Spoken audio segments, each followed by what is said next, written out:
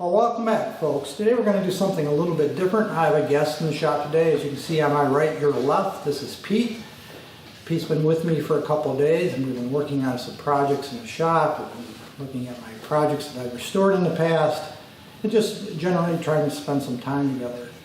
Pete has been a long-term viewer of my YouTube channel, and we've connected over the last few years, probably or so now, and have developed a relationship or friendship here, and we thought it'd be fun if he could come spend some time with me. So that's why we're here today. So Pete, why don't you tell us, tell our viewers a little bit about yourself? Well, I'm from originally Montreal. I moved to Southern Ontario in 1985. I've always been interested in Japanese motorcycles. 1973, I was a mechanic at a Yamaha shop, and they also sold Kawasaki, and I did a little bit of everything there. I worked parts department, I worked in the mechanic shop, and I even ran for parts. So always in our high school we had a motorcycle club, so very, very interested in motorcycles right from the get-go. No one in my family ever had motorcycles, I was the only one. So always had an interest in them, and I've had many, many motorcycles throughout my life. Everything from Hondas to Kawasaki's, always Japanese bike. Never had a European bike or a any other type of motorcycle other than Japanese bikes. Okay, I've been a fan of the YouTube channel that is KW Rightway, and the way that he does his videos, and I have learned quite a bit from the videos that are produced here, and seeing the projects that have been worked on and the scope of the restorations here in this shop. The work is absolutely phenomenal. The projects, there's some that haven't been on YouTube that are the first bikes that were done here. Everything is just top notch. So I've been learning here in the shop, and we've been doing a few of the little projects that I have had that I wanted the expertise that is produced in this shop, and I have learned so much today. I've done welding. I've never really been exposed to being able to do welding, and I tried my hand at it and succeeded in trying to do what I was intended to do. Okay, Pete, say hello to the camera. Hello, everyone. Apprentice in the shop. Going to do a little grinding on this kickstand for an SL70, and we've started to build it up with weld, and now trying to smooth it off, and things are, I'm not a welder by any stretch of the imagination, and I've been learning and seeing how things go. You're a natural, Pete. I don't know about that.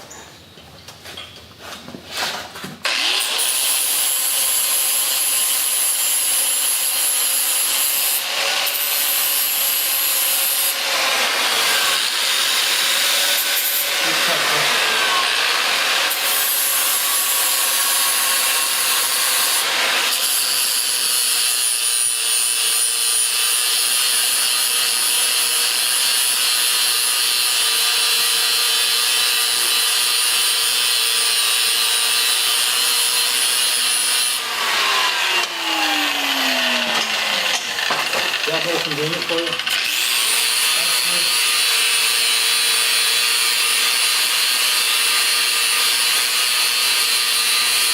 So if you want, Are we going to fill in more of that, or just want me to grind more? why don't you this third, Yes.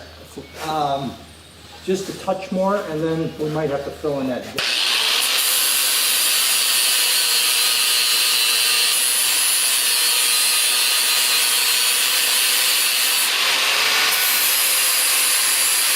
I think we're good now.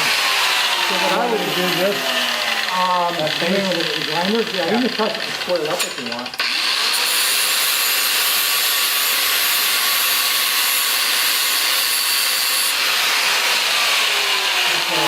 Now what I would do is I'll take the roller and fill that channel. Yep.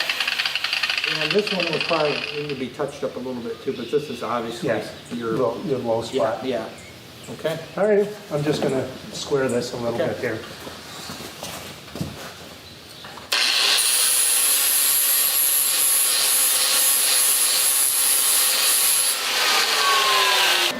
Yeah, I think, you see the That, spot. that trench. and Yeah, then just yeah, a little bit, Yeah. a little bit, take your time. Yeah. We're getting there.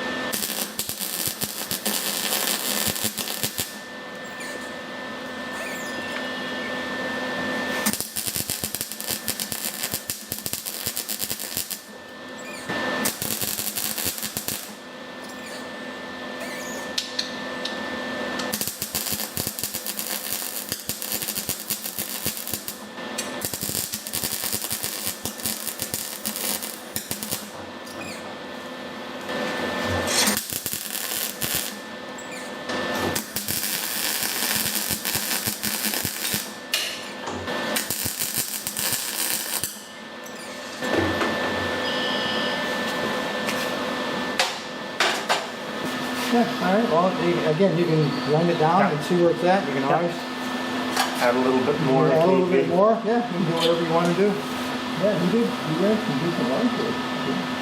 Good for you. Not bad for my fourth time welding. So, You did. yeah, just little lines is what I'm trying not to build them up too much. So Yeah, yeah. That's why you gotta I'm keep moving a moving. little, yeah, moving a little bit quicker now. Yeah, if you don't move fast enough, you get a pile. Yes, yeah, exactly. Rather than Then a bead. nice, yeah. Yeah. You okay? Yep, I'm fine.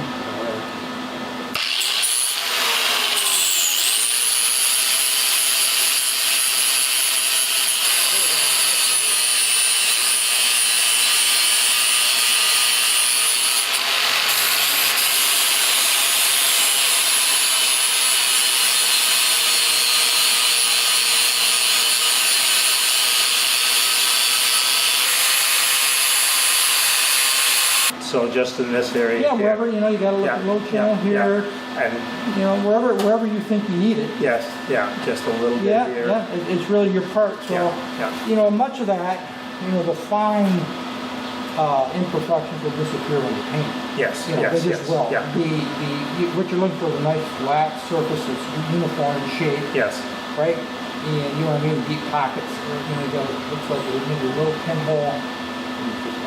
Right there, yeah, I maybe see that. it as well. But Yeah. it's what satisfies you. So I would probably work This area here, yeah. Yeah, I'd work this little channel Yeah. here. I might work a little bit more in here. And then a little bit Yeah, and a here. little bit right in this corner here. Yeah. It's got a little bit Yeah. of hollow. And then I grind it back. Yeah. And then I gradually keep adding metal until, okay, it's gonna look pretty good. It's not bad right now. I was just gonna say, it's Yeah, it's- uniform thickness and Yeah, that. it's not bad. We just have to fill in a few Yeah. of the little imperfections. Yeah, she's pretty flat. Yeah. Yeah.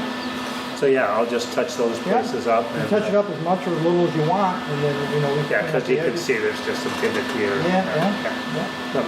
Again, because of your mentoring and that, I can see where the deficiencies are. Sure. And then you know what to work Yeah, on. yeah. But you're 100% correct. If you try and smooth it all at one time, you're just taking excess metal off of Yeah. places that don't need Then it. you'll probably end up putting it back. Yes, yeah, again, Yeah. and that's why I say, sometimes it feels like you're chasing it, and you basically are, Yeah. because you're Yeah. taking too much off at one time. The key really is get a foundation layer. When you got damaged metal or thin metal like we had, Yes, the key is to get that built up of weld, right? You get a foundation, even though it might be lumpy and bumpy before you grind it, to get that foundation, now I can weld to it. Now you Because have something of substance. Yeah, the pitted metal or the thin metal, if you're not careful, you'll blow right through, and then you start creating holes, and you start chasing holes, and you get Yes. frustrated. Yeah. So it's like, if I got a hole in the middle, for instance, is thin metal, yes, or rusted through, I will start on the outside, and work my way spiral in. yes, Working from better metal to the poor metal. fill in, right? yes. And I might end up with a bump, grind it back, Mhm. and then gradually start filling that. Yes. And then eventually, because this was all bad metal. Oh, yes, there was nothing there. Right, but you gotta take your time to build that spiral in. Yes, yeah, yeah. And then you can do whatever you want. Once you got solid metal like this, Yes, now you yeah. have a lot more. Now we have thickness, now we have substance. Yes, yes. Yeah. Yep. Perfect. All right. All right, we'll fill in a little bit more, All right. and we're almost done here. This is my first attempt at welding and smoothing it with the grinder, obviously, and I think it turned out very well. We started out with metal that you could see right through and built it up with weld and shaped it. So this is obviously the foot pad for a side stand for an SL70, and a little bit of a repair job. And I think it turned out quite well. We have also used the blast cabinets. There are pieces of machinery in this shop that I certainly have no idea on how to run, but I have been introduced to them and see the work that has been produced here, and it's been an absolutely fabulous trip here.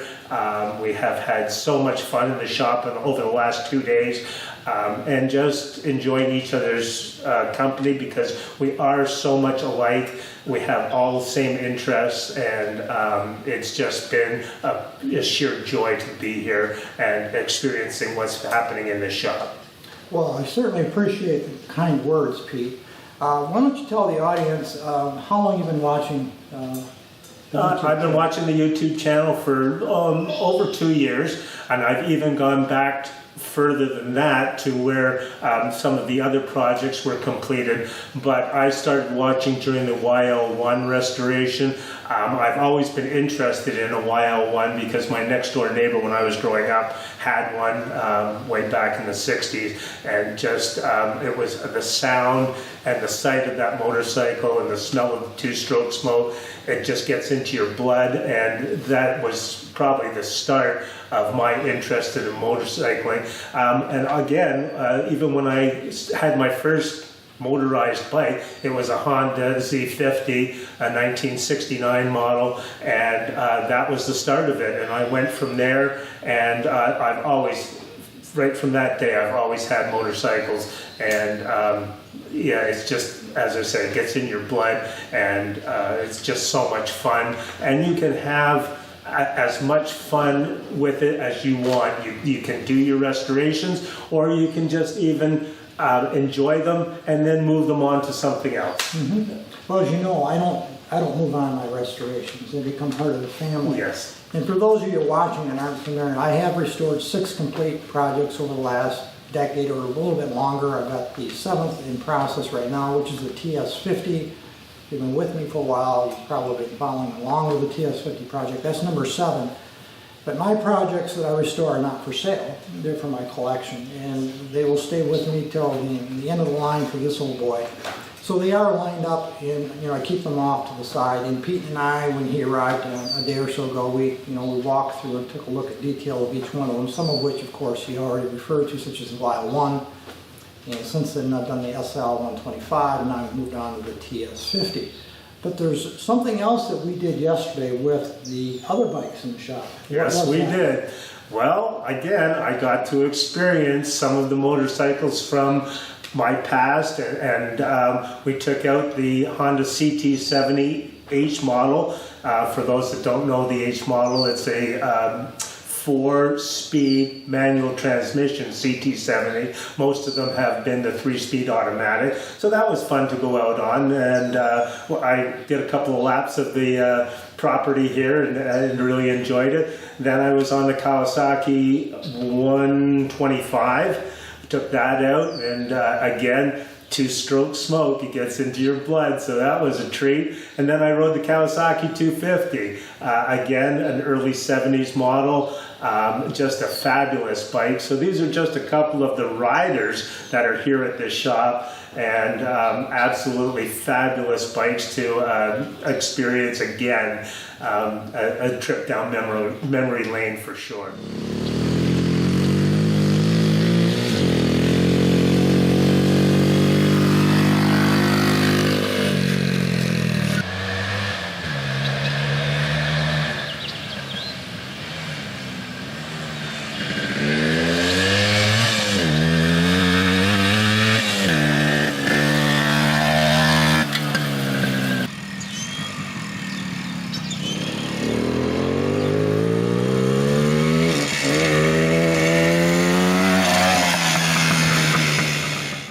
fun for me because normally I ride alone.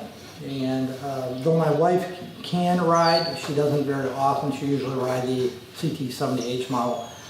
But normally if I go out and ride around the yard, and I have a little property, so I have a little bit of room to roam here, I typically have to ride by myself. So it was fun for me that Pete would get on one bike, I would get on the other, and we'd ride around and do some laps around the property. It's quite rural here, so we could kind of do what we wanted to do and didn't have to worry about disturbing anybody. Just to clarify for those of you, the 120 Kawasaki 125 Pete alluded to is a 1972 F6 model. I've actually worked on that bike a couple of times. Excuse me, over the last couple of years. That was the first motorcycle I ever bought with my own money. Second motorcycle I've ever owned, but my first solo purchase is a teenager, and then the 250 was a 1973 F11. That would be the red model.